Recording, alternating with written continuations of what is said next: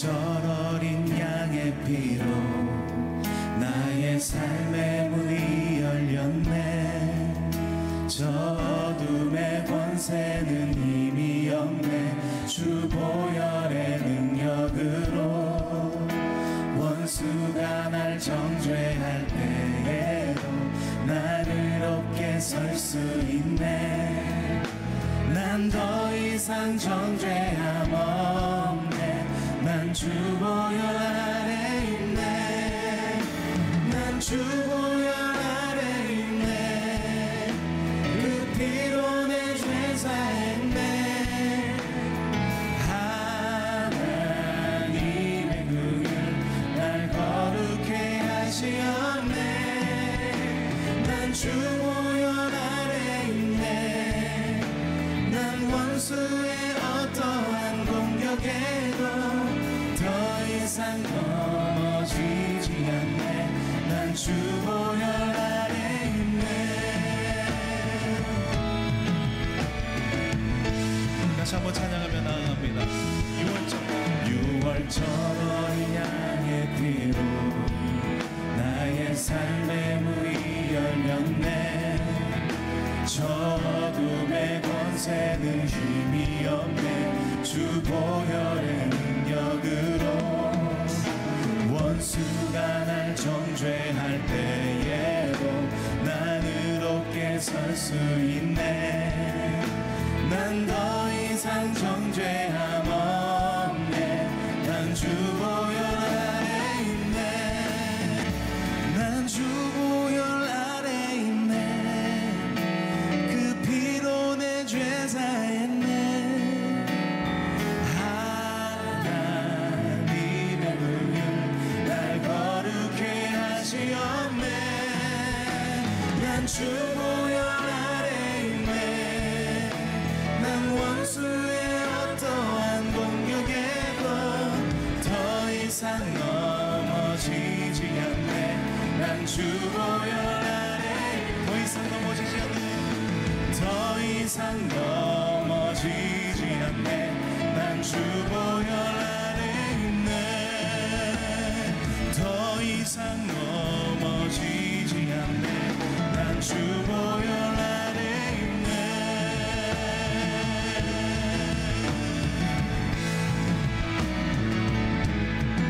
우리를 보혈의 능력으로 정케 하여 주신 주님에 대해 감사드리며 높은 영광의 박수 하나님께 올려드리겠습니다. 아멘.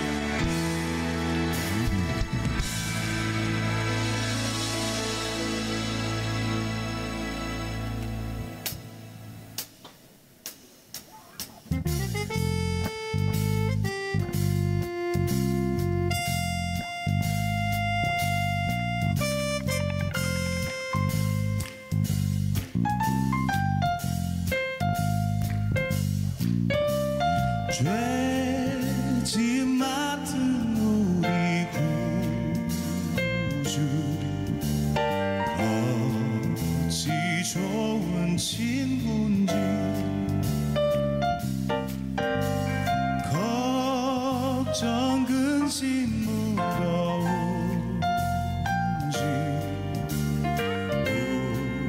우리 주께 맡기세.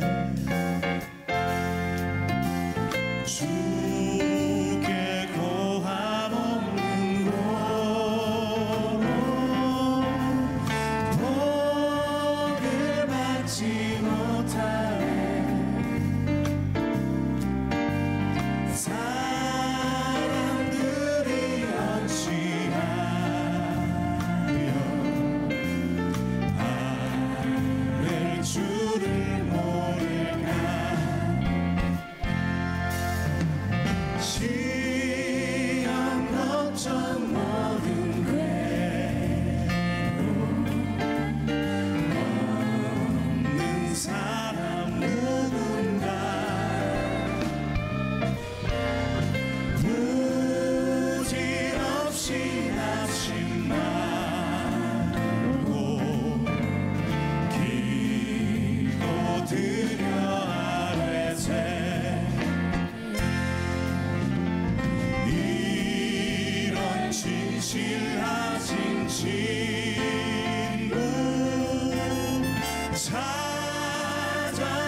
수 있을까?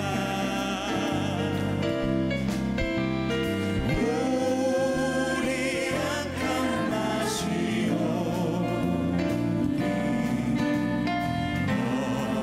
어찌 아니하릴까?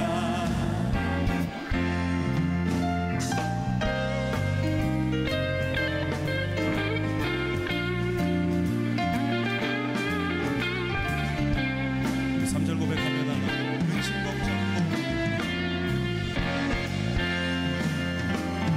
근심 걱정 무거운지 아니 진짜 누군가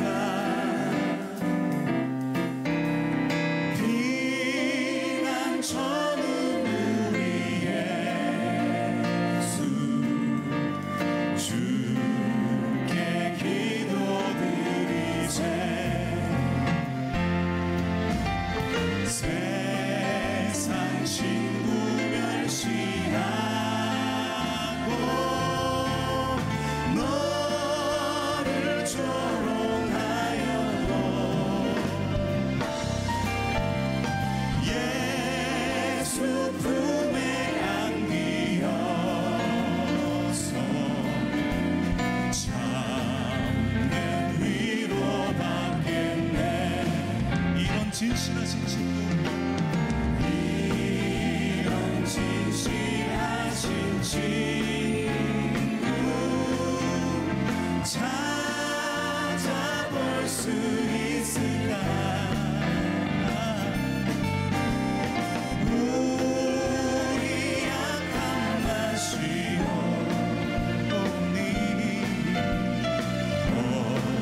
어찌 아니하릴까? 세상 친구 멸시하고 세상 친구 멸시하고 너를 조롱하여도 예수 품에 안기어서 참된 위로받겠네. 예수 품에 안겨서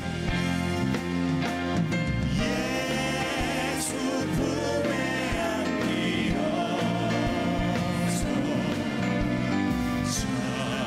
참된 위로받겠네.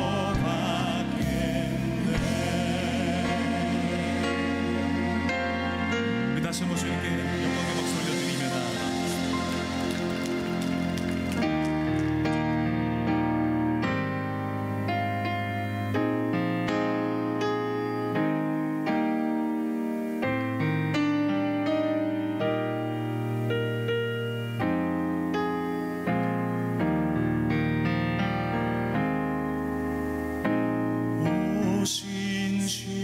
오신실하신 주 내 아버지여 늘 함께 계시니 두려움 없네.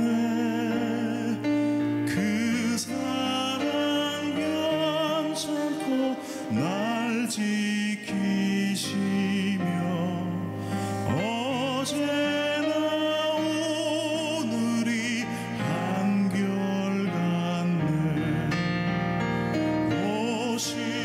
오신실하신 주 오신실하신 주 날마다 자비를 베푸시며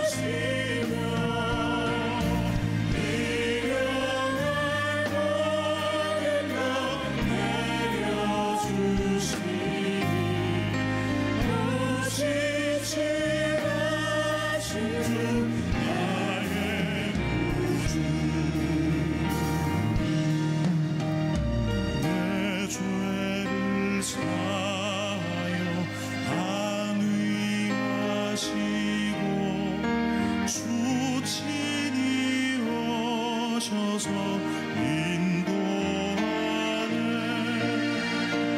오늘의 힘되고 내일의 소망 주만이만 복을 내리시네.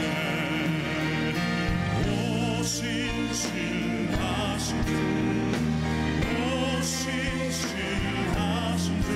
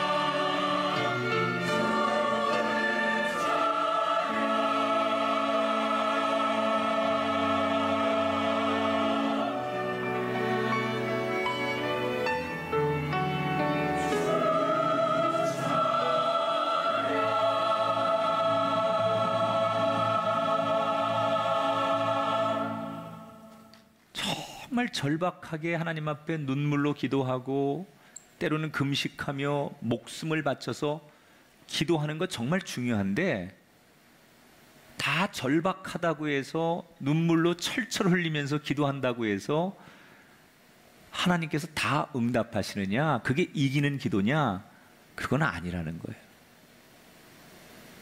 절박함 속에 거기에는 전략적인, 다시 말하면 성경의 기도의 원리가 충실할 때 그 절박함이 효과를 발휘하는 거예요.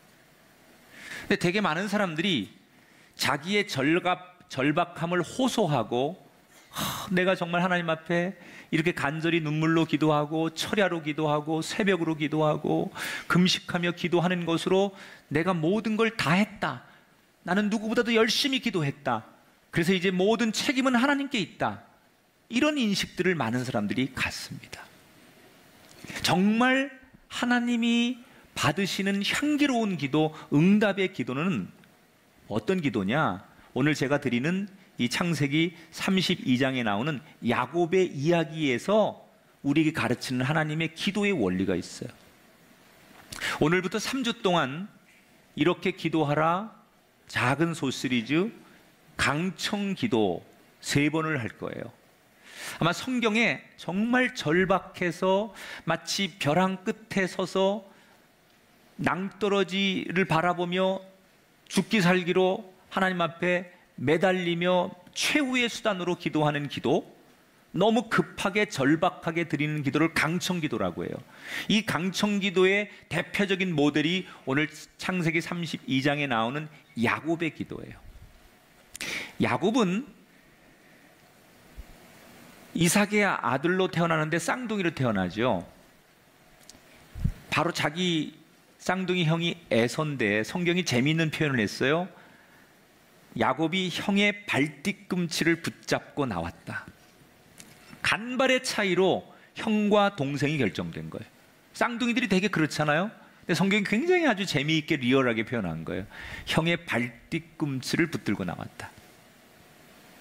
근데 이게 사실은 굉장히 중요한 의미가 있습니다. 이스라엘에서는 장남이 갖는 장자권의 축복이 대단합니다. 뭐 재산적인 거라든지 명예라든지 영적인 부분, 어떤 부분에서도 당시에는 장남들이 갖는 축복권, 그래서 장자권이라고 하는데 이게 엄청난 거거든요. 그래서 야곱은 늘 이게 억울했던 거예요. 뱃속에서부터 누가 먼저 나오냐에 따라서 형 동생이 결정되는 건데, 자기가 아슬아슬하게 형 발뒤꿈치 잡고 나오는 바람에 동생이 돼서 형이 받는 장자권의 축복과 은총을 자기는 받지 못한다는 것 때문에 늘 속상해하고 이 열등감이 늘 있었던 사람이에요. 야곱이라고 하는 사람은 인간적으로 보면 굉장히 똑똑한 사람이에요. 그리고 야망가예요.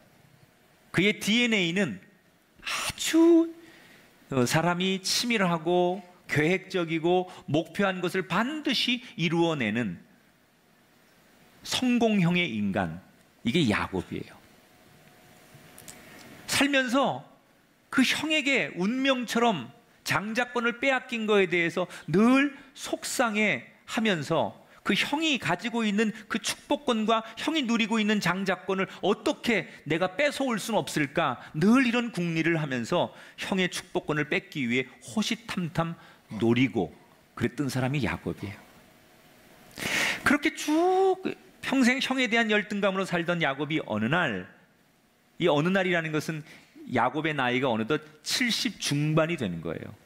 그때 아버지 이삭은 130살 된 노인이었습니다. 보통 이제 물리적으로 나이가 연세가 드시면 뭐 눈도 잘 안 보이고 귀도 안 들리고 뭐 그리고 기억력도 없어지시고, 그리고 요즘은 뭐 치매 걸리시고 다 그러시는 게 노인들이 갖는 흔한 그 자연의 병이죠. 130살 된 아버지 이삭이 이제 자기가 자꾸 기억력도 없고 잘 안 보이고 뭐 얘기해도 안 들리고 그러니까 아는 거예요. 내가 더 이상 모든 걸 가져갈 수 없구나. 이제는 모든 걸 다 넘겨줘야 되겠다. 그래서 이 장자권을 아들에게 넘겨주기로 합니다. 에서가 형이니까 큰아들에게 자기가 가지고 있는 모든 권한을 주기 위해 날짜를 정하죠. 이걸 알았던 야곱이 완벽한 사기를 칩니다. 형이 밖에 나가 있는 사이에 눈도 잘 안 보이고 귀도 잘 안 들리는 아버지를 아주 깜짝같이 속여가지고 이 몸에다가 뭐 이런 털 같은 것도 붙여가지고 아버지가 이렇게 눈이 안 보이니까 만지는데 에서가 털이 많이 났는데 그 털 난 걸 만지게 하면서 목소리도 변주해가지고 아버지 저 에서예요 뭐 이러면서 아버지를 완벽하게 속여서 장자권의 축복을 가로채는 거예요. 요즘 현대적인 버전으로 말하면 치매 걸리신 아버지가 요양원에 가 계신데 정신도 없는 아버지한테 가서 강제로 형제 중에 하나가 아버지 지장 찍게 만들어가지고 법적으로 아버지가 나한테 다 넘겼다고 그러고 가로채는 그놈하고 똑같은 거예요. 이걸 에서가 뒤늦게 알게 됐습니다.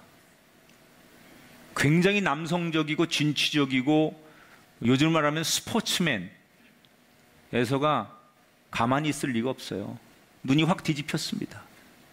동생 야곱을 죽이겠다고 달려오는데 평상시에 형의 기질로 봐서는 자기를 죽이고도 남겠다는 생각이 들었던 야곱은 일단 피하고 보자. 그래서 형의 그 분노를 피해서 도망을 칩니다. 자기 집에서 한 650km 정도 떨어진 외삼촌 라반의 집으로 도망을 갑니다. 임시로 피신한 거예요. 처음에 갈 때만 해도 이런 생각이었습니다. 한 몇 달간 가 있다 보면 형이 좀 마음이 누그러지고 형하고 잘 협상해가지고 다시 돌아올 수 있을 거야 이러고 갔던 거거든요. 그런데 한 몇 달이 1년이 되고 10년이 되고 20년이 돼버렸어요.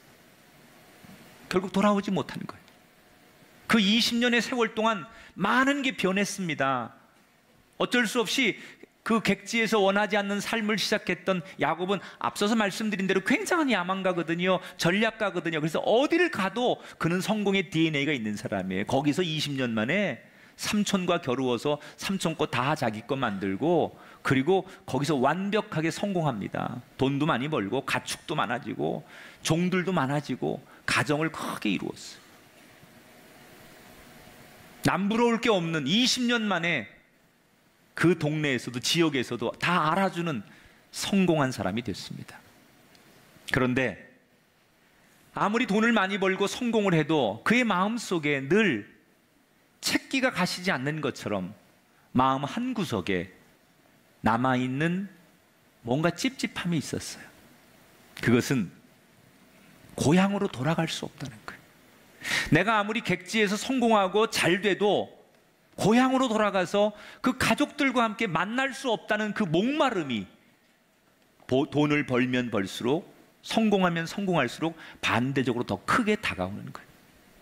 늘 입버릇처럼 언젠간 내가 모든 객지 생활 정리하고 다 가지고 고향으로 돌아가서 마지막 인생은 고향에서 살아야지 이런 얘기를 늘 입버릇처럼 야곱은 했었어요. 그리고 어느 날 결단을 합니다. 그래 더 이상 이런 곳에 살지 말고 모든 것 정리해서 그래서 사업을 다 정리하고 재산을 다 정리해서 종들을 이끌고 가족을 이끌고 엄청난 가축들을 이끌고 고향 땅으로 돌아가기로 결심을 합니다. 그래서 출발을 하는 거예요. 여기서부터 오늘 본문이 시작되는 거예요.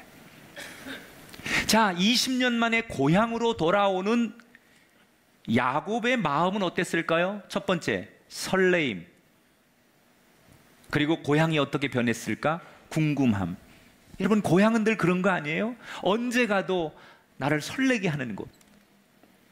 그리고 언제가 가도 궁금하고 정감 있는 곳. 그게 고향이죠. 그런 마음으로 설레이어서 20년 만에 고향 땅을 향해 갑니다. 그런데 또 하나의 마음이 있었어요. 두려움.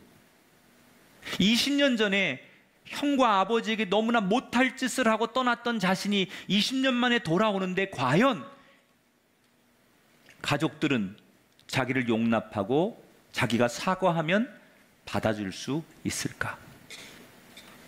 설레임과 두려움, 이 두 가지의 마음으로 한 걸음 한 걸음 고향 땅을 향해 갑니다. 그리고 이제 어느새 강 하나만 딱 건너면 자기의 고향 가나안에 들어갈 수 있을 때까지 온 거예요. 그런데 여기서 야곱이 발걸음을 멈춥니다.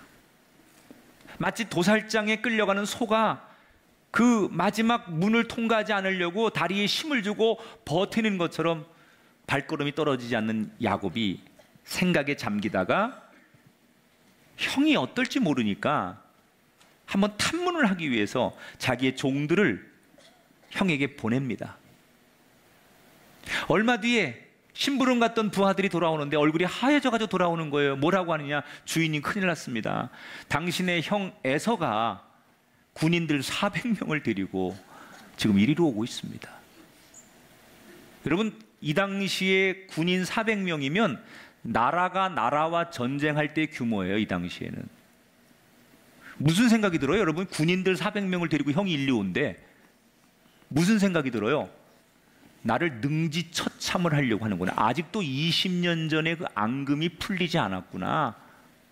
이런 생각이 들잖아요. 당연히 그런 생각이 들겠죠. 여러분, 지금 야곱은 고향 땅을 향해 왔는데 형이 군인들 400명을 데리고 자기한테 온다는 거예요. 다시 돌아갈 수도 없고, 그렇다고 자기도 군사를 동원해서 형과 전쟁을 할 수도 없고, 여러분이 딱 그 상황에 야곱이라면 여러분 어떻게 하시겠습니까? 야곱은 거기서 오늘 주제의 강청의 기도를 시작하죠. 아무것도 할 수 없는 거예요. 자기는 뭘 자기가 선택할 길이 없어요. 그러니까 그냥 땅바닥에 주저앉습니다. 털썩 주저앉죠. 그리고는 그때부터 하나님을 부르기 시작해요. 가슴을 치며. 뭐라고 기도하느냐? 성경에 보니까 아브라함의 하나님, 이삭의 하나님.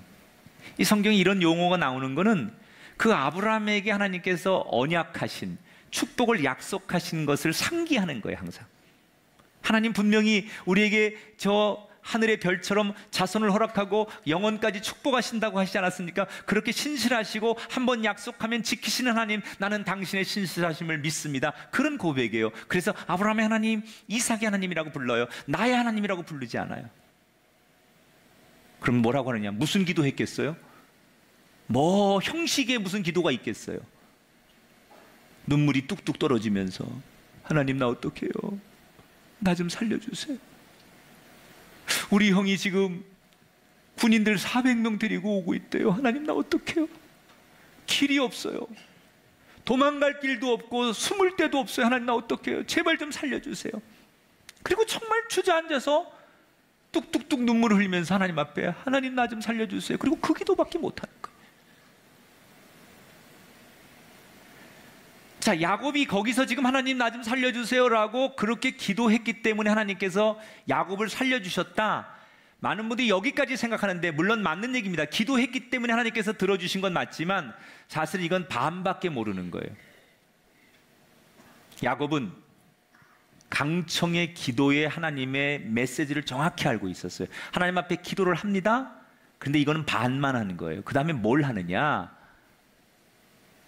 자기가 할 수 있는 최선의 노력을 기도와 함께 병행합니다. 이게 강청 기도, 절박할수록, 급할수록, 하나님 앞에 강력하게 기도할수록 여러분들이 꼭 붙들어야 될 강청 기도의 첫 번째 메시지예요. 최선을 다하는 삶이 동반되어야 된다는 거예요.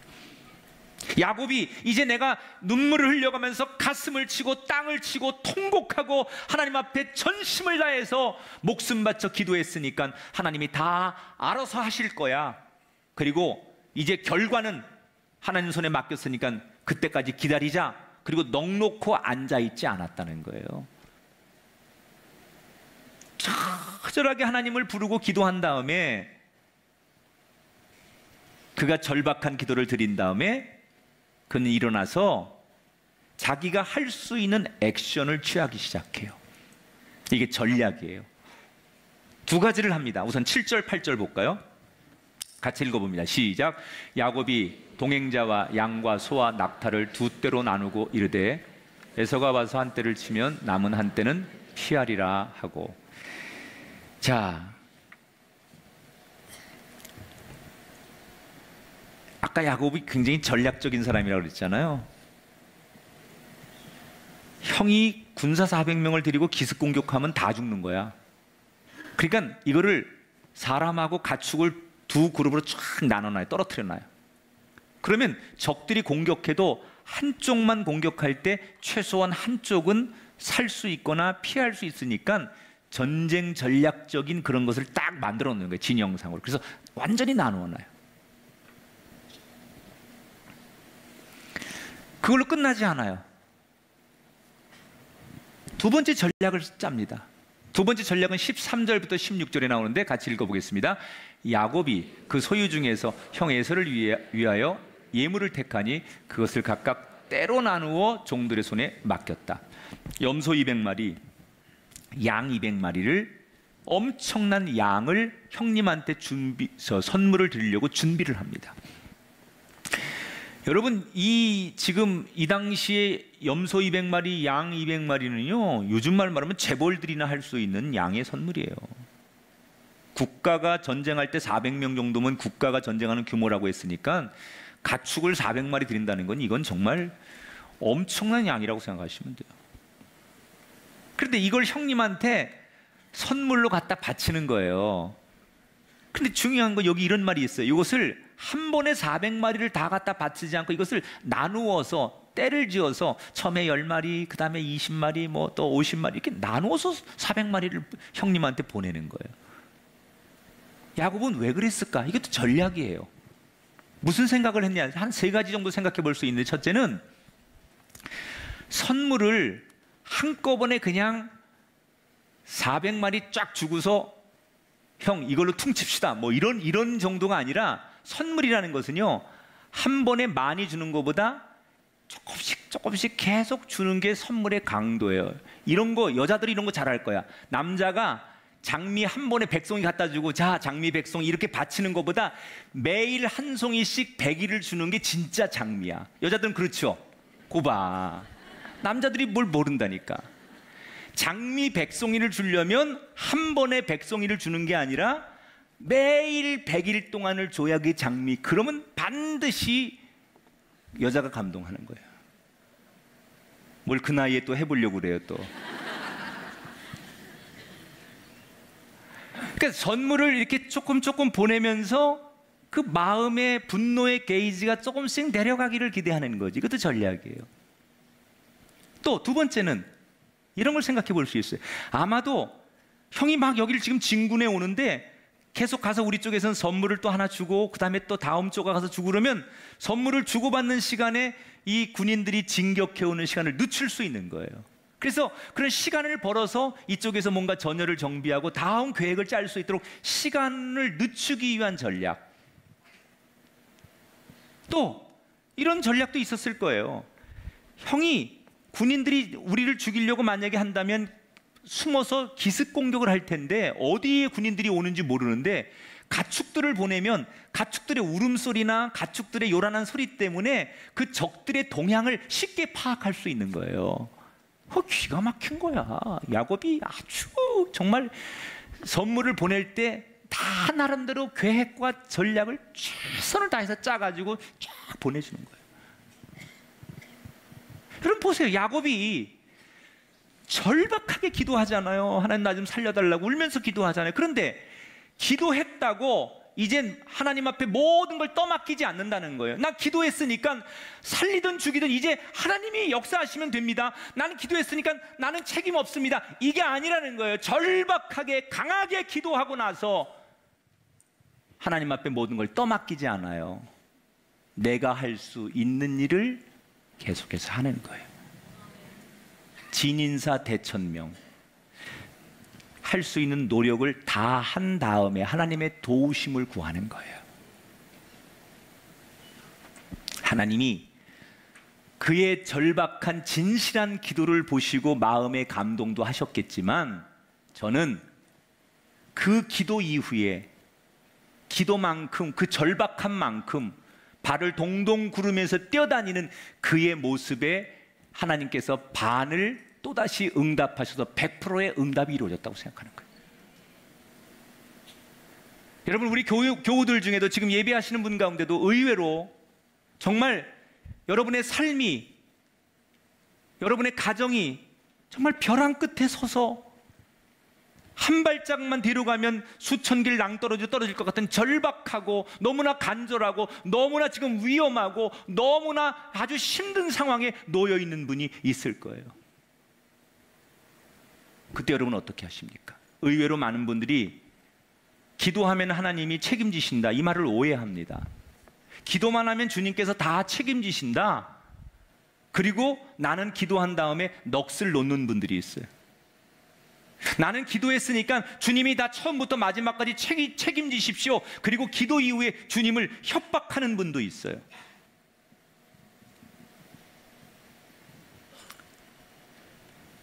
강한 기도일수록, 위급하고 다급한 기도일수록 그 기도의 바탕에 깔려있는 원리에 충실해야 돼요. 여러분, 정말로 강하고 정말로 다급하면 다급한 만큼의 기도만큼의 삶의 모습도 다급하게 하나님 앞에 보여져야 된다는 거예요. 어떤 학생이 이번 수능 시험을 잘 치르게 해달라고 기도하고, 그 학생을 위해서 엄마도 100일 기도하고 아버지도 나와서 기도하고 온 집안이 할아버지 할머니까지 그 아이를 위해서 수능 시험 잘 보게 해달라고 기도해요. 막 간절하게 기도해. 기도하고 나서 그럼 하나님께서 그렇게 간절히 기도했다고 해서 그 아이한테 공부하지 마라, 내가 시험 당일날 정답을 다 가르쳐 줄 테니 절대 기도하지 마라, 그게 응답입니까? 아닙니다. 수능 시험 잘 보게 해달라고 기도했다면, 그렇게 간절하게 그렇게 기도했다면 그 아이가 정말 최선을 다해서 열심히 남은 시간 동안 공부할 때 하나님께서 공부할 수 있는 지혜도 주시고 체력도 주시고 집중력도 주시고 그렇게 뭔가 어떤 결실을 거둘 수 있도록 하나님께서 은혜를 주실 때 그 간절한 기도가 이루어지는 거예요.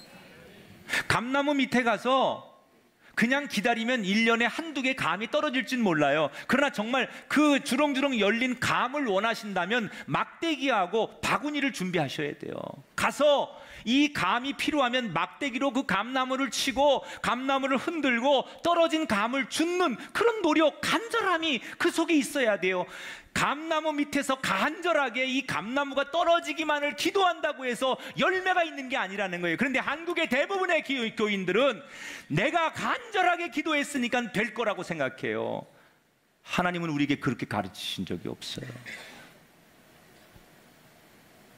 간절할수록 간절함의 삶이 동반돼야 되는 거예요. 여러분에게 이 오늘 야곱에게 가르쳐 주신 기도의 바닥에 흐르는 하나님의 마음이 전해지게 되기를 축복합니다. 이렇게 야곱은 자기가 할 수 있는 최선의 전략으로 모든 걸 대비하죠. 그리고는 드디어 밤에 가축과 종, 가족들을 서둘러 약복강을 건너가게 합니다. 그리고 자기는 거기 혼자 남아요. 그때 이 야곱의 심리는 불안함, 외로움, 두려움, 딱 심리학자들이 보면 그런 상태였을 거예요. 그래서 잠을 이룰 수 없는 거예요. 뭘 도대체 어떻게 해야 될지 심란하고 두렵고 불안한 그 상황에서 뒤척뒤척거리는데, 여러분 그 옛날 밤이면 깜깜합니다. 아무것도 안 보이는데 지륵 같은 어둠이죠. 그런데 그 혼자 남아서 뒤척이며 심란한 그 밤에 상상도 못할 일이 일어납니다. 어떤 일이 일어나는지 24절 시작. 어떤 사람이 날이 새도록 야곱과 씨름하다.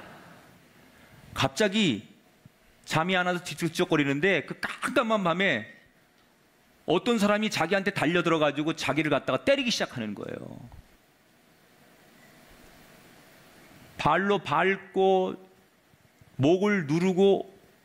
그러니까 야곱이 본능적으로 누가 자기를 공격하니까, 이때 야곱의 나이가 90이 넘었습니다. 90 중반쯤 된 거죠. 아무리 노인이어도 죽을 것 같으니까 본능적으로 저항을 하기 시작합니다. 이게 누군지 모르는 게 깜깜하니까 안 보이는 거예요. 그런데 하여튼간 어떤 사람이 자기를 막 패기 시작하는 거예요. 처음에는 형이 보낸 자객일 수도 있겠고 뭐 이 근처에 광야 같은 데서 이렇게 떠도는 무슨 도적도일 수도 있겠다, 뭐 강도일 수도 있겠다, 그런 생각에 목숨을 지키기 위해서 필사적으로 저항을 하기 시작합니다. 노인이긴 했지만 본능적으로 살아야 되니까 자기도 주먹을 휘두르고 같이 때리고 맞고 뒹굴고 싸움이 일어나는 거예요. 여러분 생각해 보세요. 이때 싸울 때 자, 선빵 간다로 딱 맞고 아야 이제 나야 뭐 이러고 뭘 그렇게 싸워. 성경에 씨름한다 그러니까 이 씨름이라는 게 뭐 이렇게 삿바 잡고서 호로락 불고서 그런 스포츠가 아니에요. 이 씨름이라는 건 싸운다는 얘기예요. 근데 공격을 당하는 그 야곱의 입장에서는 억울하니까 힘만이 아니라 입에서 말할 수 없는 거친 욕이 다 나갔을 거라는 거야. 그게 다 별 저주와 욕을 다 하면서 덤비는 거예요, 야곱이요. 그런데 힘이 없어 더 많이 맞았겠죠. 누군지 모르지만 자기를 죽이려고 하는 이 사람 앞에 본능적으로 막 필사적으로 저항을 하는 거예요. 그런데 막 뭐야, 너 누군데 나한테 그러는 거야? 너 뭐야, 정체가 뭐야? 이 새끼야 저 새끼야 막 그러고 야곱이 막 덤비는데 이쪽에서도 뭐라고 중얼중얼 얘기를 할 거 아니에요. 근데 껌껌해서 얼굴은 모르겠지만 막 중얼중얼 얘기가 오가는 사이에 야곱이 자기를 공격하는 이 사람의 목소리가 어딘가 익숙하다는 느낌을 받습니다.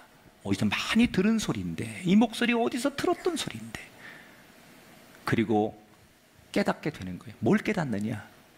지금부터 20년 전 아버지를 속이고 형 에서를 속여가지고 도망가다가 베델에서 하룻밤을 잔 적이 있어요. 그때 그가 천사들이 사닥다리를 오르락 내리락 할 때 하늘에서 하나님께서 자기에게 주셨던 음성이 있었어요. 그 경험이 20년 전에 있었잖아요.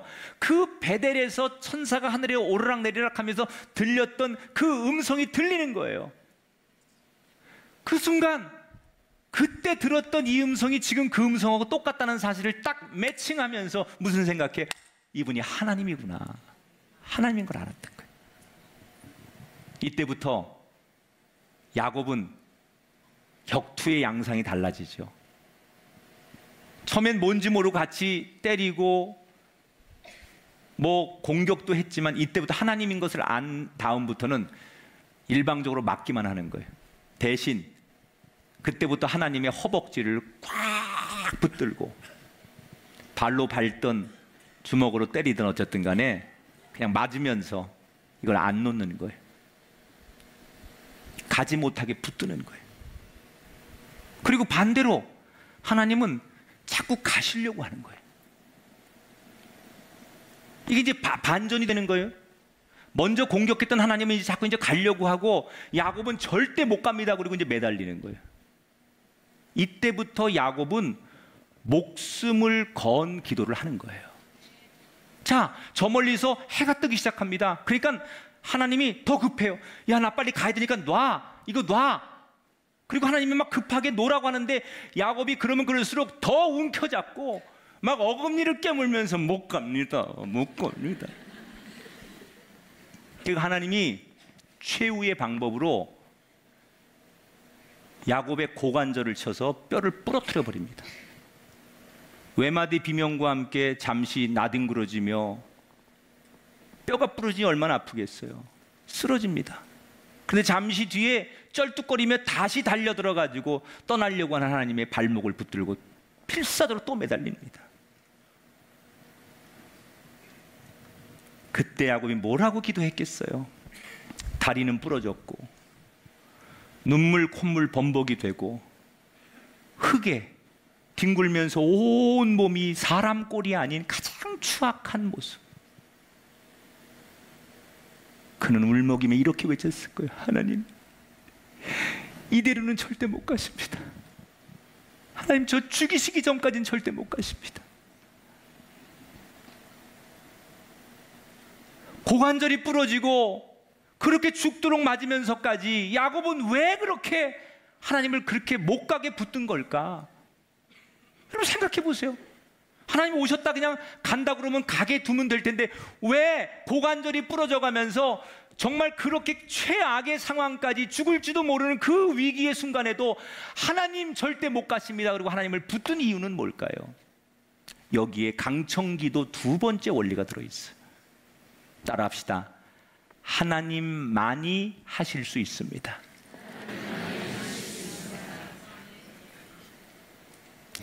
여러분, 지금 야곱이 만난 이 문제는 아버지가 개입한다고, 무슨 돈 많은 사람이 개입하고 정치가가 개입하고 많은 사람들이 개입한다고 해결될 수 있는 문제가 아니라는 걸 비로소 야곱은 안 거예요.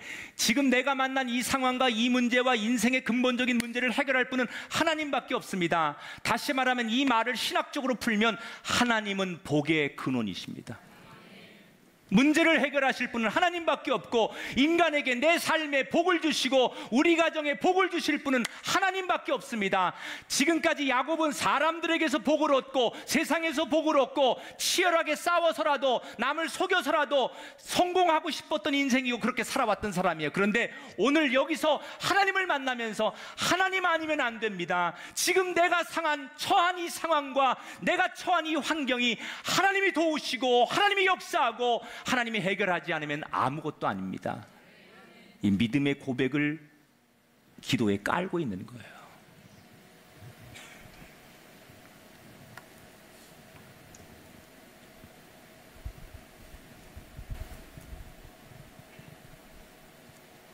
야곱은 하나님이 진짜 복을 주시는 분인 걸 믿었어요. 그래서 목숨을 건 간절한 기도를 하죠. 결국 하나님께서 이 강청의 기도에 응답하시는 거예요. 근데 여기서 아주 중요한 얘기를 하세요. 너의 이름이 뭐냐 이렇게 물어보세요. 응답하기 전에. 아니, 하나님이 야곱의 이름을 모르셔서 물어봤을까요? 근데 물어봐요. 마지막으로 너의 이름이 뭐냐 이렇게 물어봐요. 그러니까 야곱이 대답하죠. 저의 이름은 야곱입니다. 요 한 대목이 완전히 야곱의 인생을 바꿔놓는 대답이에요. 야곱이라는 뜻은 비열하다, 속이다, 그런 뜻을 가지고 있어요. 좋게 말하면 똑똑하다, 전략적이다, 성공했다, 뭐 이런 뜻일 수도 있어요. 그러니까 이름 그대로 풀면 이 야곱은 아주 비열하게 속인 자, 그런 뜻이에요. 근데 이것을 남들이 그렇게 부르는 게 아니라 자기가 인정하게 하는 거예요. 하나님, 저는 비열한 놈이었습니다. 저는 제 야망을 위해서, 성공을 위해서 형을 속이고 아버지를 속이고 엄마를 이용하고 그리고 외삼촌과도 싸워서 이기고, 내가 목표하고 내가 가지려고 하고 내가 얻으려고 한다면 수단과 방법을 가리지 않고 살아왔던, 나는 비열하고 나는 저급하고 나는 동물적인 마음을 가졌던 볼품없는 그런 놈입니다라는 것을 자기가 자기 입으로 말하게 하시려고. 하나님께서 응답하시기 바로 직전에 야곱에게 뭘 원하셨느냐? 이 정말 간절한 기도 속에 얼마나 진실함과 솔직함이 묻어 있느냐를 보시는 거예요. 여러분, 야곱이 지금까지 야곱이란 이름을 가지고 포장하고 산 거예요. 비열하고 속인다고 남들은 손가락질 할지 몰라도 자기는 그럴 때마다 하나님 앞에 가서 더 많이 헌금하고 더 많이 찬송하고 더 많이 하나님 앞에 예배하면서 나는 이스라엘의 후손이고 하나님의 백성이라고 하면서 남들이 볼 땐 그럴싸한 크리스찬으로, 그럴싸한 예배자로, 그럴싸한 유지로, 성공한 사람으로 포장하고 살았지만 하나님은 그가 비열하고 아버지를 속이고 어머니를 속이고 형을 속여서 자기가 갖고 싶은 것을 다 가졌던 형편없는 인간이라는 것을 자기 스스로 고백하게 만드는 거예요. 그때 무너지는 거예요. 너의 이름이 뭐냐? 그때 숨이 컥 막히면서 하나님, 저는 야곱입니다. 전 정말 비열한 사람입니다. 저는 정말 형편없는 놈입니다. 이 고백을 듣기를 원하셨던 거예요. 그냥 여러분이 소리 높여 기도한다고 그게 강청의 기도요, 열심히 기도한다고 그게 최선의 기도가 아니라, 하나님은 그 기도 속에 급하고 절박한 그 여러분의 심령 속에 얼마나 여러분의 진실함이, 솔직함이 묻어있나를 보기를 원하시는 거예요.